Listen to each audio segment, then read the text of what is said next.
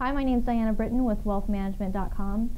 I spoke today with Eric Sheikowitz and Michael Silver, founders and managing partners of Focus Partners, a coaching firm, and we sat down and talked about business planning for 2013 and New Year's resolutions that advisors should come up with around that topic. So here we go.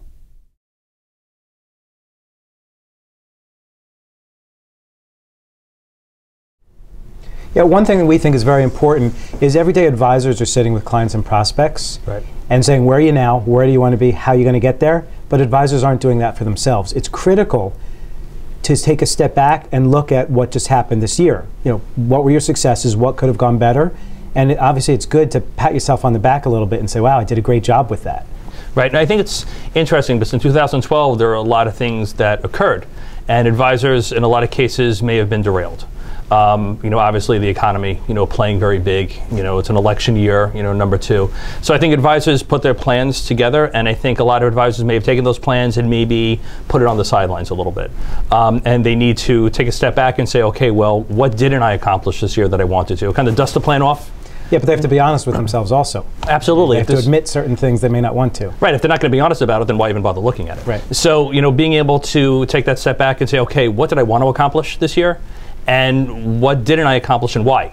And you need to do that in order to take a step going forward. It's like starting with the end in mind.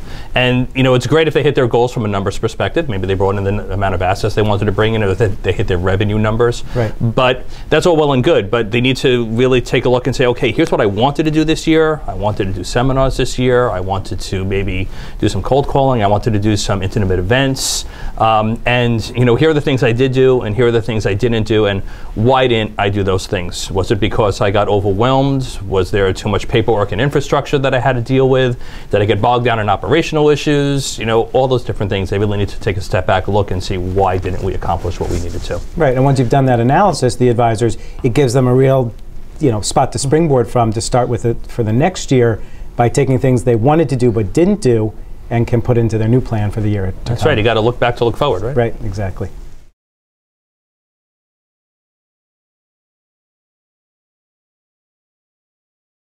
Well, I think it's important that the advisor in the new year really not just look at their marketing plan and the business plan from an asset and revenue perspective, but really drilling down and saying, here are the different strategies I want to employ. So if I want to bring in X amount in net new assets this year, what am I going to do to make that happen? Do I want to be doing seminars? Do I want to be doing intimate events? Do I want to be doing, a golf outing? Whatever those strategies are. And then not just from the strategy perspective, taking it down to the tactical and saying, what are the tactics I'm going to employ to make it happen? It's great to have the strategy. Now let's think about the tactical things we're actually going to do. And then thinking about the action plan. Now that I've got the strategy and the tactics, what are the actual steps and things I need to do to make it happen? Yes, it could get a little overwhelming, and we'll talk about how that could actually be rectified. Right. But, in 2013, they really need to map it out and almost paint by numbers. Yeah, and by way of, having these resolutions, I think it's kind of an analogy, but the point will be very well taken, is to climb the ladder to the top. So as you know, when we talk about business planning, we start with a high-level goal, then we have the different strategies to support the goal, tactics for that strategy, and then very granular tactical action steps. And like we say, and we do the hand motion, is you need to climb every rung of the ladder, which are all those action steps to really hit that goal. And if you map it out from start to finish and you don't get overwhelmed by all the steps, it will help you, again, step at a time to reach your goals. Right, and I think they need to approach it from different angles. Because, an advisor has different aspects to their business, right? You're wearing many hats. You're a juggler. We always like to say juggling. So they need to look at their, business from the marketing perspective. Who do I want to be marketing to? And what do I want to be doing from a client marketing perspective, from a cold prospecting marketing perspective, and from an infrastructure perspective? What do I want to do operationally? And even center of influence.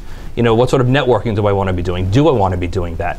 And really breaking it down and chunking it out. To say I'm just going to do marketing, well, that's great, but you have clients, you have prospects, you have centers of influence, there's the infrastructure component, and then time management. I think that's critical because you have all these wonderful things that you're juggling and doing, but how much time do you want to be spending doing it all? So I think they really need to take a look at it from those angles as well. Definitely.